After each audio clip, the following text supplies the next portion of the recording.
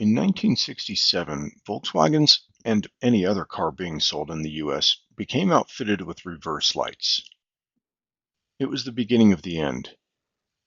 I know this will be controversial to some, but several years later, the gorgeous lines of the cars became compromised when the reverse lights were integrated into the taillights. However, from 67 to 69, they did something a bit simpler, and in my opinion, far more attractive. They added a simple switch to the nose cone of the transaxle and fixed two lamps to the rear bumper. Oddly enough, the extensive seal improvements efforts I recently made to my engine were a direct result of my desire to add reverse lights to my car. Seriously, I had no intention of pulling my engine, just to possibly stop some leaks. I believe there's a saying about two birds and one stone. I'm kind of a weird guy. I could full stop right there, but I'll go on. Relative to this discussion, I'm weird because I have a hard time destroying any vintage parts with any potential to be used again. But in the moment, I got caught up and took a sawzall to a bumper to get one of the two reverse lights. After I released my video, Atomic Melon reached out via Instagram and told me he would have sent me a set. So that's how I got to where I am now. I decided I'd test these receptacles here and went straight for this guy. Didn't light up. I thought, well, there could be something wrong with my setup here, so grab my trusty test light here, switch this dude on, and old trusty lights up. So apparently my bulb is no good because contacts over there touch. Yeah, no light up. That bulb though does work. So now I just need to get this thing to work. So I've got this ridiculous setup here involving my lawnmower battery, which is out for the season anyway.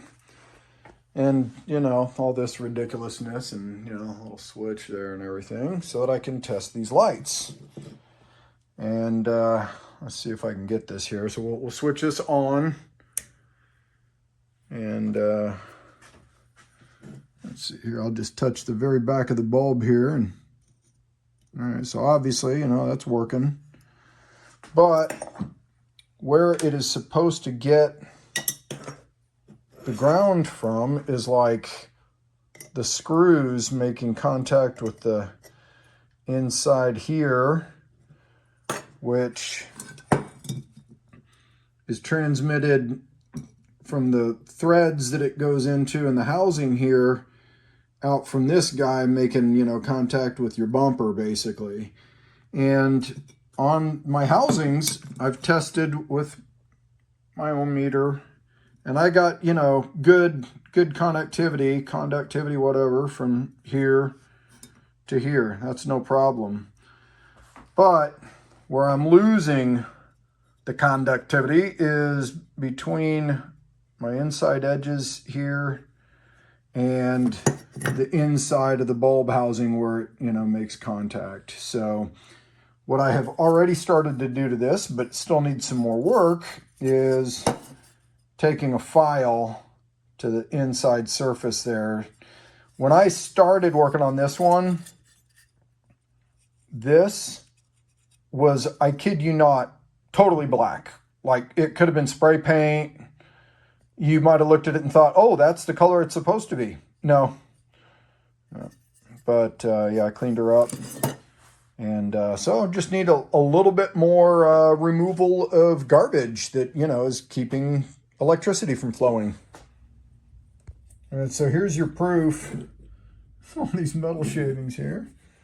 And just as easy as that. Boom. Yeah.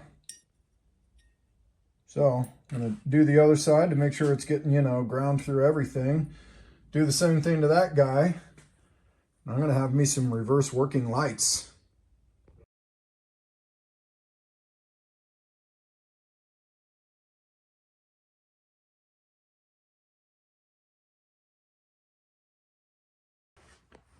All right, we got one put together here with new wiring. Boom. And number 2 with old wiring. Boom.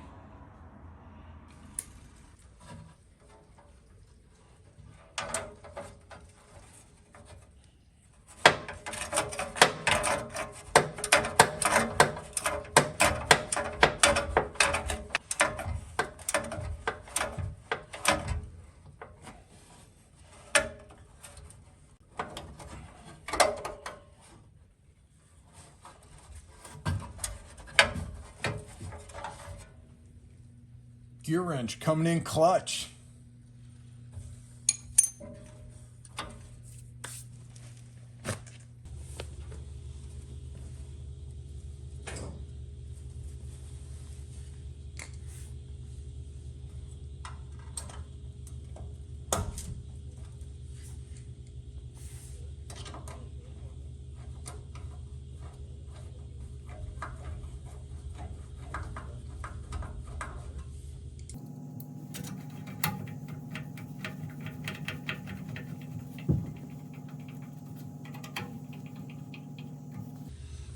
Yeah.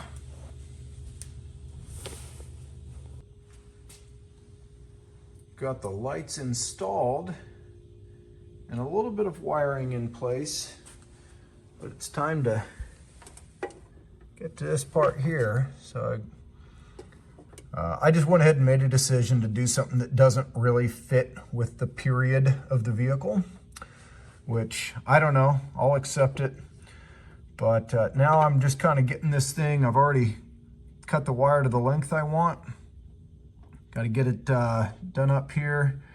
And I've got a single piece of heat shrink tube because I don't really have the big pack of the right size for just coating this. I don't really want it to be red. I'd like to at least have it kind of blend in and be the color that it should be. So I got one more piece to put onto that.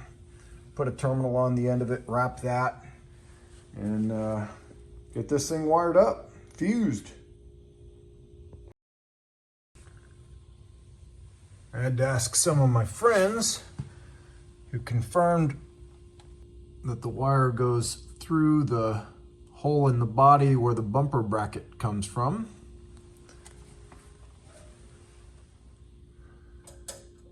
Around up into here. And it's going to route around like that and up onto the firewall here. And this is where my splitter will go once I locate it. But for now, we've just got our end ready to go here.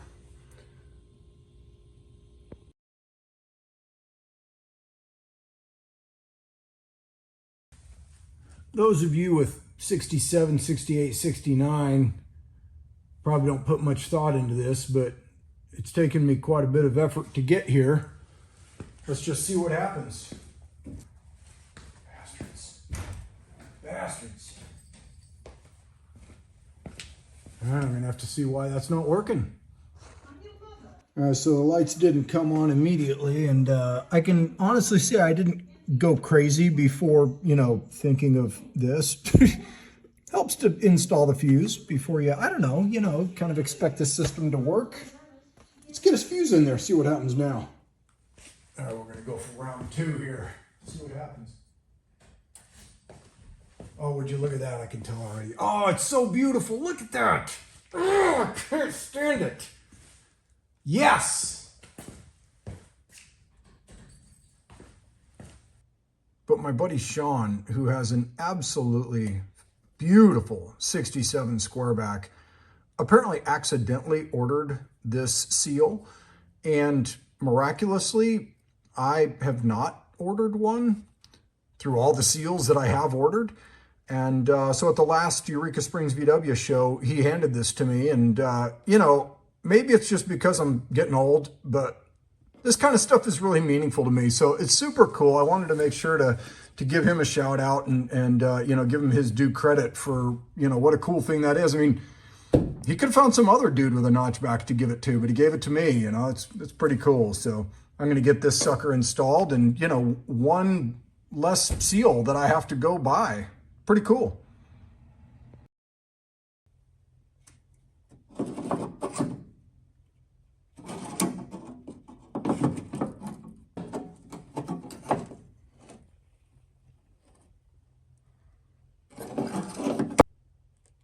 Now I'll just loosen that screw, pull the wire out, get the gasket in, put the wire back in, tighten the screw. No big deal. Now I'm not trying to get into something involved here, but while I was in the process of putting that gasket on there, I realized that I've got a hump here and a hump over here. And I'm sure that what happened is, this thing got stuck, as they do, and, the deck lid wouldn't raise up. And so a lot of force was put on that deck lid, trying to force it open, and it just buckled this metal up here. So I'm gonna do a little tapping and see if I can't flatten that back out, make it at least decent. Yeah, it didn't even really take all that many taps at all. And looks pretty good and flat, so throw this dude back in there and button her up.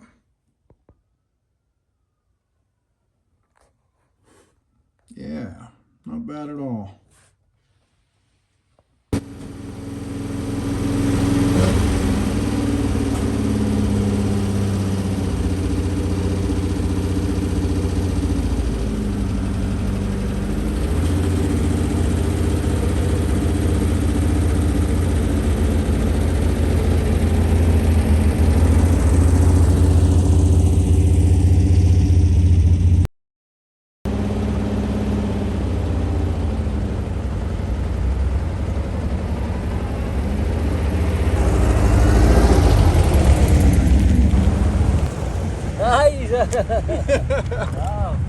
This guy caught me doing my recording, and while his accent was very thick, I gathered that he was originally from some European country where he was used to seeing cars that looked a little bit more like this while growing up.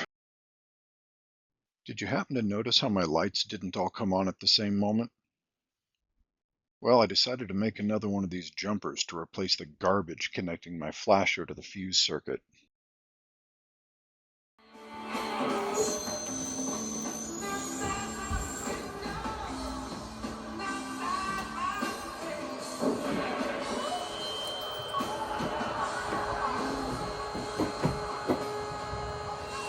And while I was at it, I also replaced a dead bulb in the driver's taillight.